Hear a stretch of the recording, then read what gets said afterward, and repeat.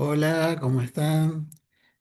Damos lectura en este nuevo encuentro al análisis del plano de 1787, que lo ven ahora aquí en pantalla.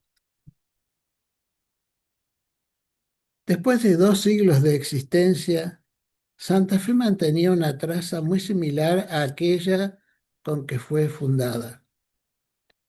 El espacio exterior presentaba pocas alternativas respecto a la de Santa Fe la Vieja, si consideramos el aspecto geométrico del diseño. Mas la experiencia de la tradición incesante del río obligó a ser más precavido, y entre el río y la plaza 2 manzanas se trazaron en lugar de una. En Callastá, la doble salida al río y a la plaza era una ubicación privilegiada. En Santa Fe de la Veracruz, la seguridad prevaleció como táctica y decisión. La cuadrícula se impone con fuerza en el sitio. La presencia del río con sus curvas y contracurvas no es obstáculo, sino posibilidad de síntesis entre topografía y geometría. El río Santa Fe es el límite más concreto de este trazado. La realidad y la teoría del damero prescripto por las leyes de Indias no se diferencian.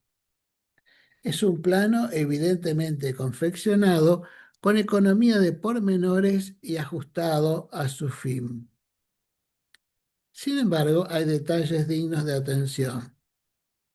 El damero no presenta regularidad en todas las manzanas. Completas alrededor de la plaza, que todavía era superficie llana, sin obstáculos, modifican su cuadratura a poco más de una cuadra.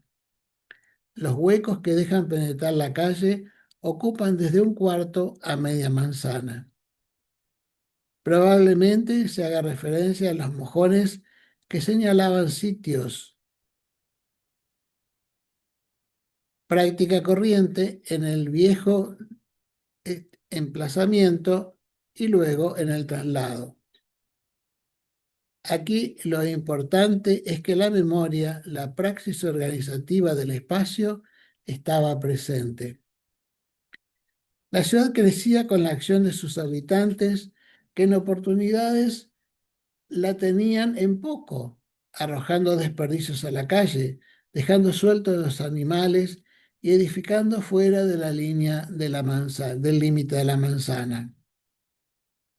Esto último debió ser observado y prohibido por el Cabildo en el año 1776.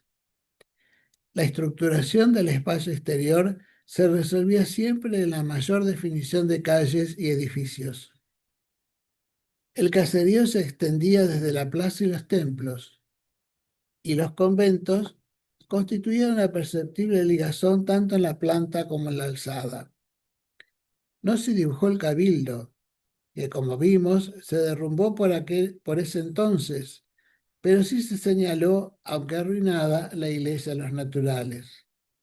La tensión edilicia religiosa tiene poderosa figura estable, reforzada con la mención de la capilla de San Antonio, casi en extramuros, en la calle de Ronda. Y lo más notable es que la neta definición del borde urbano con las quintas es, a boca de jarro, el factor rural que concurre a calificar el espacio, la función urbana de servicio a un extenso conjunto de actividades campestres. No hay cisma, es scisión o desaveniencia en la prolongación cultura, hombre, naturaleza. Todo forma una unidad en Santa Fe hispánica. Queda por último un aspecto que, de haberse conservado, habría sido una alteración al damero del casco fundacional. Nos referimos a la interferencia en la cuadrícula por la prolongación de la propiedad jesuítica sobre una calle divisoria. Resultaba así una supermanzana donde se articulaban tres patios principales con sus dependencias: la iglesia, la huerta y la viña. Espacialmente contribuía a diversificar el paisaje. La construcción que tapaba la calle creaba un cierre visual, con posibilidades de detener la visión en los muros. El espacio cerrado detenía la infinitud de la calle. Por empirismo o por otra causa, tanto el complejo jesuítico como el convento franciscano ganaban terreno hacia el río, capturando perspectivas al generar nuevas pantallas visuales. La monotonía se evitaba en estas pequeñas porciones, modificando positivamente la traza.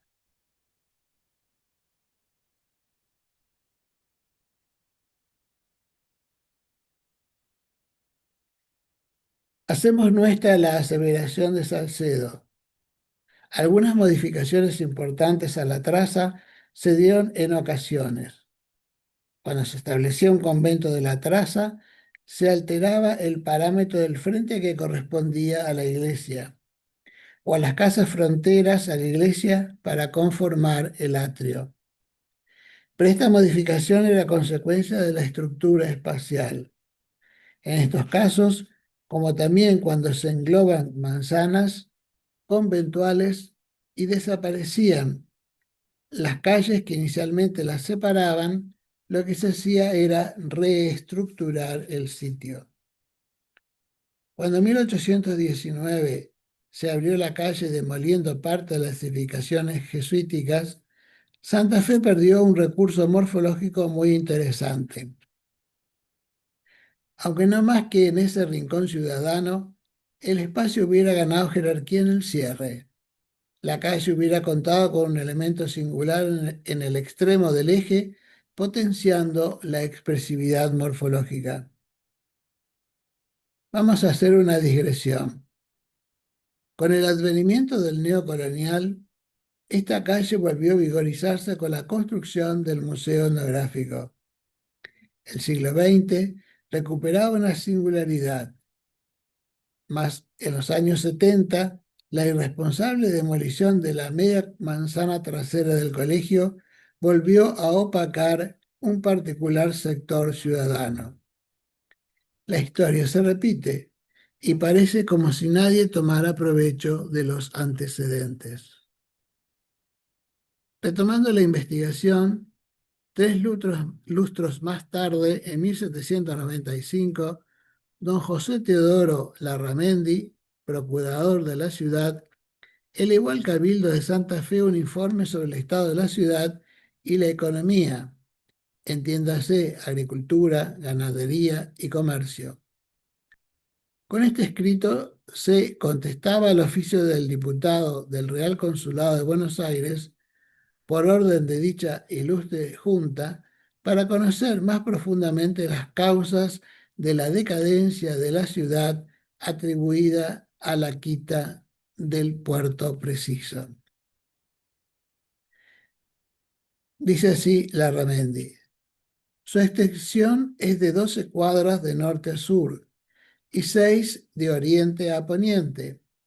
Tiene una iglesia parroquial servida de 2 curas rectores y 2 pequeñas ermitas en sus arrabales, sujetas al cuidado de estos mismos. Mantiene 3 conventos de regulares, en cada uno de los cuales moran ordinariamente de 12 a 14 religiosos. Computada la gente de todas las calidades y estados, asciende el número de sus vecinos al de 4 a 5.000 personas. La población de esta ciudad de 1797, o sea, 2 años más tarde, fue calculada por Azara en 4.000 habitantes.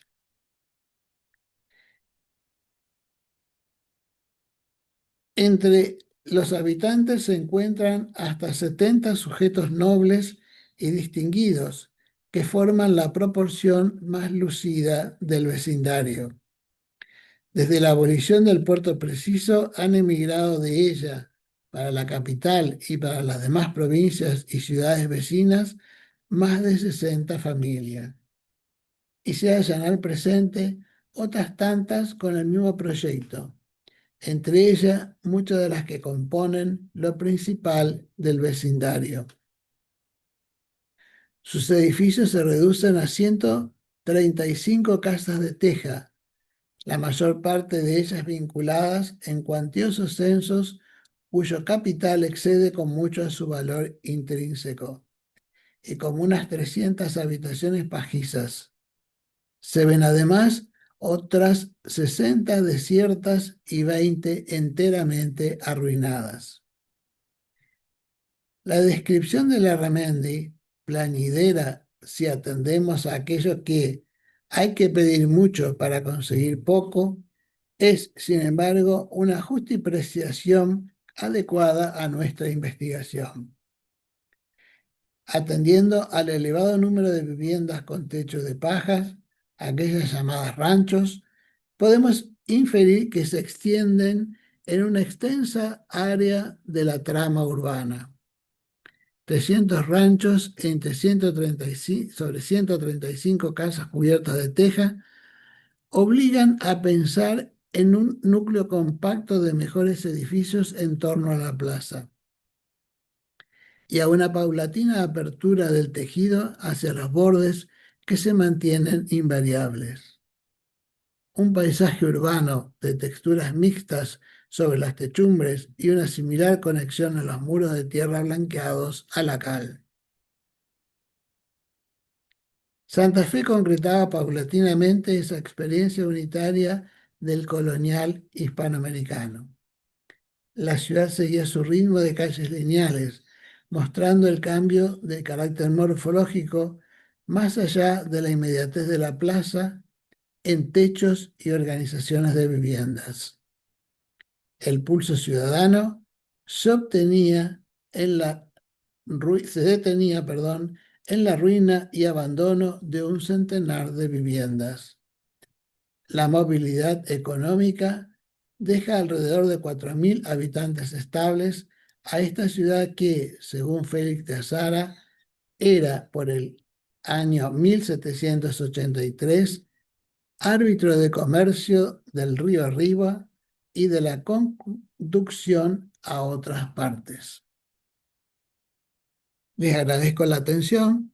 Este es el plano más breve en cuanto a su análisis, pero podemos ver que la realidad mostraba a través de la visualización de ese plano, mostraba que la ciudad todavía era un continuo de espacios abiertos, espacios cerrados, espacios de vinculación social, espacios de eh, cierre familiar.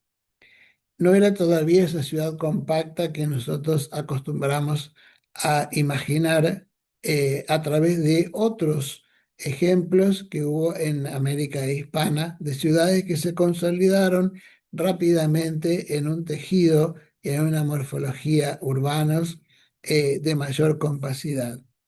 Santa Fe todavía, para fines del siglo XVIII, todavía mantenía una cierta apertura en su tejido que permitía la comunión entre lo que era la naturaleza circundante y el espacio determinado por sus habitantes.